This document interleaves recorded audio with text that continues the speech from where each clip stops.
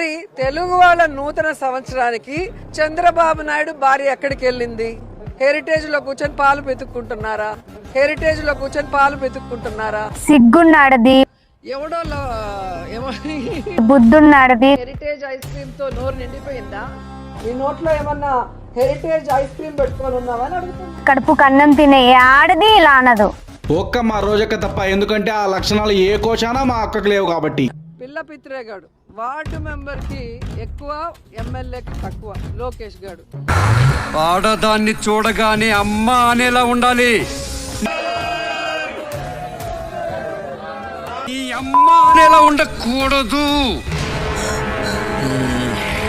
మీకు ఇష్టమైన ఫుడ్ ఏంటి రోజా గారు? నాకు ఇష్టమైన ఫుడ్ ఏంటంటే రొయ్యల ఇగురు, పీతల ఫ్రై, కీమా ఉండలు. ఇప్పుడు డైట్ లో ఉన్నాను కానీ ఈ రోజు డైట్ వద్దు. డైట్ గేట్ అంతా అక్క నీకోసం పార్సల్ వచ్చిందక్క. ఫుడ్ అయి ఉంటది. ఎక్కడి నుంచిరా? ప్యాలెస్ నుంచి అక్క. ప్యాలెస్ నుంచి అయితే జగనన్న రొయ్యల ఇగురు, పీతల ఫ్రై పంపించుంటాడు నాకు తెలిసి. అబ్బబ్బబ్బబ్బబ్బా, ఏమి నోరండి మీది! ఐటమ్స్ ఇలా చెప్పారో లేదో, అప్పుడే జగనన్న పంపించాడు ప్యాలెస్ నుంచి. ఏమి లిగ్గండి మీది, మామూలు లిగ్గాలండి మీది. రక్తం వాసన వస్తుందండి. కీమా ఉండలు అయి ఉంటాయి. ఓపెన్ చేద్దామా? ప్యాకింగ్ చూసావా? అన్నీ మా రంగులే, అన్నీ మా జెండాలే. అసలు ఇందులో ఏముందో ఏమో. I'm super excited. ఏం ఫీల్ ఉండదు మామయ్య. మరణమా?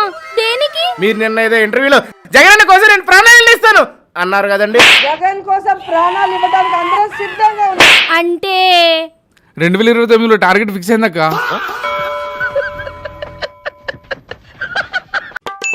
మనోడే ఎగురు.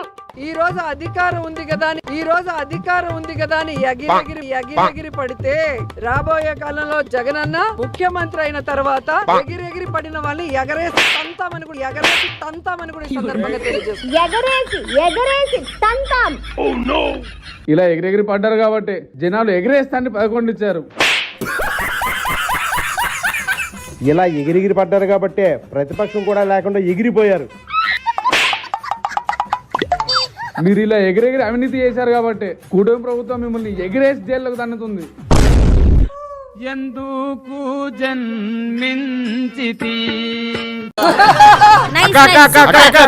జగనన్న హోమ్ మినిస్టర్ గురించి నెగిటివ్ గా చెప్పమన్నాడు.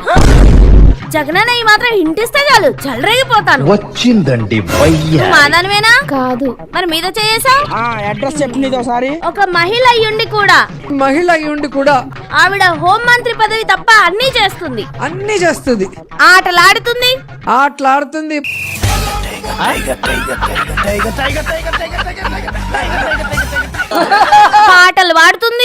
పాటలు పాడుతుంది. నా మొగుడే బ్రహ్మచారి, నేనేమో కన్యాకుమారి. 3 ఏళ్ల కిందట మూడొచ్చేసి, ముదిరి బెండకాయని చూసి మూడొచ్చి డాన్స్ వేస్తుంది.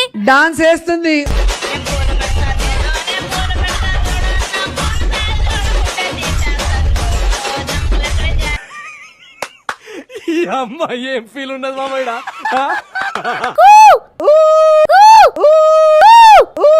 అని కూతలు పెడుతుంది. మీ దుంపలు మీరు ఎక్కడ తయారయ్యారా బాబు? మొన్న నువ్వు మాట్లాడిన వీడియో ఫుల్ వైరల్ అయిందక్క. మరి మాట్లాడింది ఎవరనుకున్నావు? నేను మాట్లాడితే మినిమం ఉంటది. అక్క, ఆ హోంమంత్రి అంతా బ్యాడ్ చేయమంటే నిన్ను బ్యాడ్ చేసుకునేందక్క.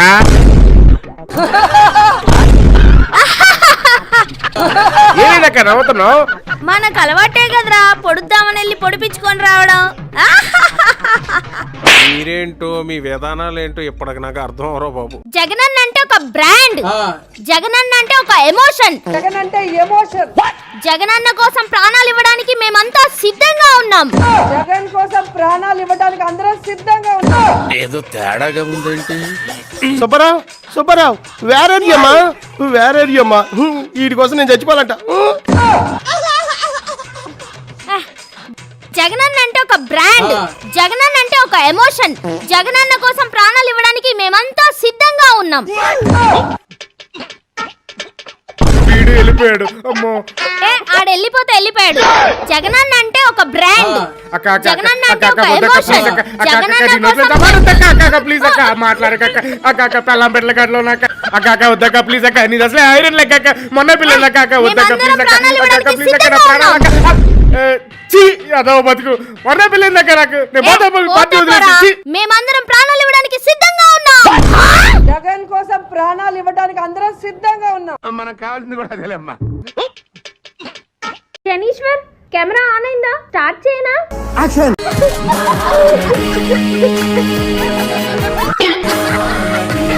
వినాయక చవితికి వీడియోలు చేస్తే బూతులు తిడతారు, దసరాకి వీడియోలు చేస్తే బూతులు తిడతారు, వాడిని ఎవరినో జబర్దస్త్ పెట్టి తిట్టిస్తారు. అసలు నేనంటే మీకు ఎందుకంత కడుపులో మంట? నేను ఒరే ఒక పెంట కాబట్టి నా కొడుకు డిప్రెషన్ లోకి వెళ్ళి నాతోనే కాదు ఇంట్లో ఎవరితోనూ మాట్లాడట్లేదు. అసలు నా కూతురు అయితే ఈ అవమానం తట్టుకోలేక విదేశాల్లోకి వెళ్ళి బాధపడుతుంది. అవును విదేశాలకు వెళ్ళి చాలా బాధపడుతుంది. అయినా ఆడదాని కన్నీరు ఊసిరి పోసుకున్నాడు, ఎవడూ బాగుపడలేదు. అక్క ఫాస్ట్ లో మనం మాట్లాడిన మాటలు గుర్తు తెచ్చుకో.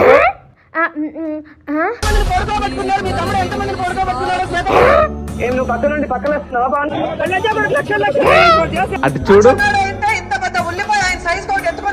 ఇటు చూడు. ఎవడో పిల్ల పిత్రేగాడు అలా. మనం మాట్లాడిన దాంట్లో ఒక నీతి లేదు. వాళ్ళు బూతులు మాట్లాడారని నువ్వు నీతులు చెప్తున్నావు.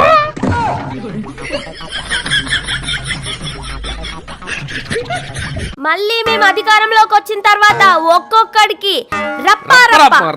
ఒక్కొక్కడికి అంటే మీరు మళ్ళీ అధికారంలోకి వస్తే ఒక్కొక్కడికి రప్పా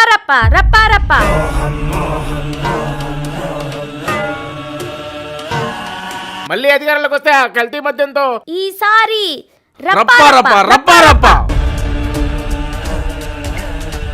ఈసారి మీరు వస్తే కొండలు తవ్వి తినేయడంలో కూడా ఈసారి కూడా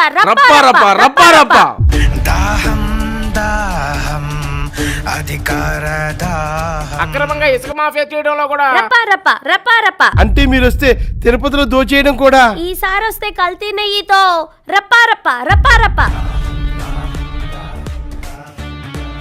పోయినసారి 50 కేజీలు మాత్రమే దోచేశాం. మళ్ళీ మేము అధికారంలోకి వచ్చామనుకో గుడిపై బంగారపు గోపురమే ఉండదు. అంటే మొత్తానికి మీరు వస్తే రాష్ట్రాన్ని రప్పా చేసేద్దాం అనుకుంటున్నారన్నమాట.